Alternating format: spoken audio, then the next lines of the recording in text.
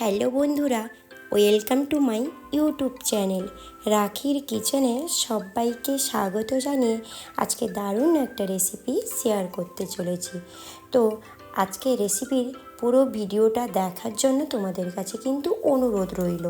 তো চলো বন্ধুরা, রেসিপির পুরো ভিডিওটা দেখতে থাকো। আর এই যে ডিমের এইরকম একটা রেসিপি যদি একবার বানাও না, বারবার বানিয়ে কিন্তু খেতে ইচ্ছে হবে। আর রেস্টুরেন্ট স্টাইলে রেস্টুরেন্ট স্মেল একদম চলে আসবে। তো চলো রেসিপিটা শুরু করা যাক। আমি এখানে কয়েকটা ডিম নিয়েছি আর ডিমগুলোকে সেদ্ধ করে নিয়েছি। ব্যাস, এবারে এগুলোকে ঠান্ডা হয়ে গেলে একে অপরকে গায়ে লাগিয়ে এইভাবে ফাটিয়ে নিতে হবে, যাতে ডিমের খোসাটা খুলে যায়। তারপরে ডিমগুলোকে ছাড়িয়ে নিতে হবে। ডিমগুলো ঠান্ডা হলে কিন্তু ডিমগুলো ছাড়াবে, কিন্তু ভেঙে যাবে না।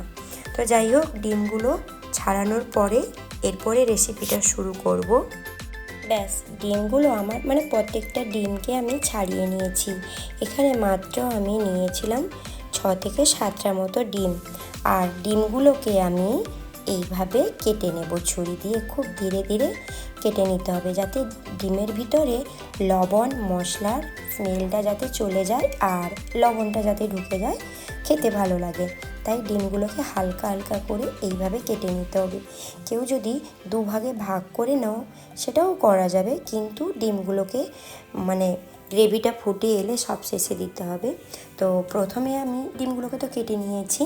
একটা মিক্সিতে নিয়েছি কিছুটা চাল মগজ আর গুঁড়ো কাজু বাদাম, আর সেটাকে জল দিয়ে পেস্ট করে নিয়েছি। আর এখানে বিভিন্ন ধরনের মশলা নিয়েছি, আদা বাটা, রসুন বাটা, তো পেঁয়াজ, কাঁচা লঙ্কা, আর নিয়েছি জিরে গুঁড়ো, ধনিয়া গুঁড়ো, আর নিয়েছি ধনিয়া পাতা কুচানো, কাসুরি মেথি। ব্যাস, কড়াইতে আমি দিয়ে দেব। কড়াইটা গরম হয়ে গেলে দিয়ে দেব অয়েল, আর অয়েলটা একটু গরম হয়ে গেলে দিয়ে দেব বাটারটা। আর অয়েলের সঙ্গে অ্যাবজর্ব হয়ে গেলে তখন দেব আমি হলুদ গুঁড়ো। আর এই যে অয়েল আর বাটারটা গরম হয়ে গেলে একে একে ডিমগুলো আমি ভেজে নেব, যাতে ডিমের কালারটা চলে আসে। তো অয়েলের সঙ্গে একটু হলুদ গুঁড়ো দিতে পারো, আর তার সঙ্গে যদি চাও একটু কাশ্মীরি লঙ্কার গুঁড়ো দেবে, কালারটা আরও সুন্দর চলে আসবে।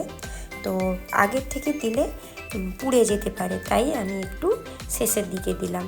ব্যাস, ডিমগুলো আমার ভাজা হয়ে গেছে। এরপরে এগুলোকে তুলে নিতে হবে। ব্যাস, আমি এই রেসিপিটা ট্রাই করে দেখলাম, অসাধারণ হয়েছিল। তোমরাও এমন একটা রেসিপি একবার তো ট্রাই করে দেখবে, বারবার কিন্তু বানাতে ইচ্ছে হবে। তো ওই বাটার তেলের সঙ্গে দিয়ে দেব পরিমাণ মতো তেল।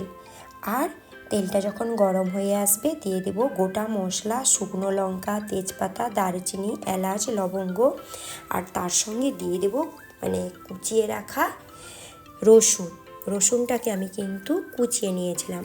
আর দিয়ে দেব বেটে রাখা আদা। আমি এখানে রসুন প্রায় 2 টেবিল চামচ মতো কুচিয়ে রেখেছিলাম। আর এখানে 3 থেকে 4টা মতো কুচানো পেঁয়াজ নিয়েছি। আর দেখতে পাচ্ছ পেঁয়াজটাকে খুব চপ করে কুচিয়ে নিয়েছি।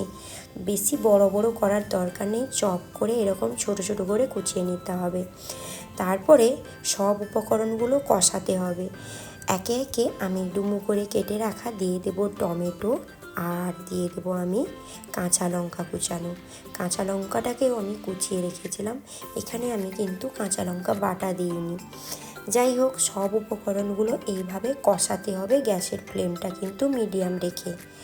এরপরে একে একে মশলাগুলো অ্যাড করব। ধনিয়া গুঁড়ো, জিরে গুঁড়ো, কাশ্মীরি লঙ্কার গুঁড়ো, আর দেব হলুদ গুঁড়ো।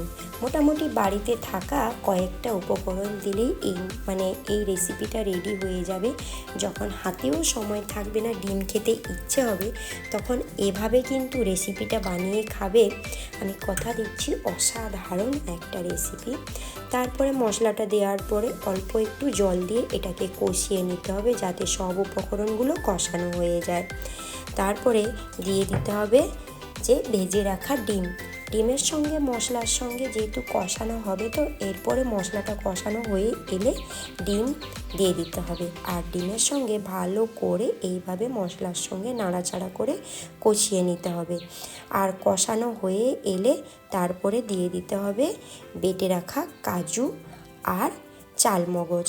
তো তোমরা শুধু কাজু বাদামটা দিতে পারো, কিংবা কাজু বাদামের সঙ্গে তোমরা পোস্ত বাটা দিতে পারো। তো মোটামুটি এটাকে হালকাভাবে নাড়াচাড়া করতে হবে, কারণ ডিমগুলো ভেঙে যেতে পারে। আর এখানে নিচে বসে যাবে, ঘন ঘন কিন্তু নাড়াচাড়া করতে হবে। আর পরিমাণ মতো একটু জল দিতে হবে।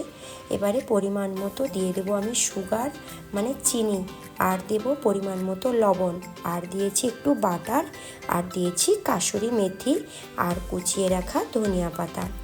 যাই হোক, পরিমাণ মতো জল দিয়ে খুব সহজে ঝটপট রান্না করলেই রেডি হয়ে যাবে। আমি এখানে একটু ঘি ফ্লেভারটা দিলাম, তোমরা বাটার কিংবা ঘি মানে একটাই দেবে। তো আমি এখানে দুটো দিলাম ফ্লেভারটা একটু ভালো আনার জন্য। জাস্ট মানে অসম হয়েছিল, আমার রান্নাটা রেডি হয়ে গেছে। যেহেতু এখানে আমি বেশি পরিমাণ জল দিইনি, খুব ঝটপট হয়ে গেল। তো মোটামুটি এই রেসিপিটা অবশ্যই তোমরা দেখবে আর রান্না করবে, আর আমাকে অবশ্যই কমেন্টে জানাবে।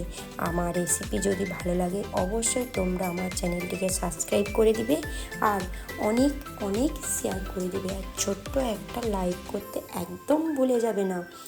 আর রেসিপিটা বানিয়ে আমাকে অবশ্যই অবশ্যই কমেন্টে জানিও, আর পাশে থাকা বেল আইকনটা প্রেস করে রাখবে। কেন বলো তো, আমি যখনই নতুন নতুন রেসিপির ভিডিও আনবো তোমাদের কাছে নোটিফিকেশান চলে যাবে, তাই না? হ্যাঁ, এমন একটা রেসিপি বানিয়ে ভাত কিংবা রুটি কিংবা নান পরোটা, যে কোনো রুটি ভাত যে কোনো জিনিসের সঙ্গে তোমরা খেতে পারো, এমন একটা রেসিপি আজ শেয়ার করলাম। অবশ্যই ভালো লাগলে তোমরা আমার পাশে থেকো। আমি আগামী দিনে যত নতুন নতুন রেসিপির ভিডিও আনবো তোমরা সবাই দেখবে আর অবশ্যই বানাবে। তো চলো, আজকের মতো এই পর্যন্ত। সবাই ভালো থেকো আর সুস্থ থেকো।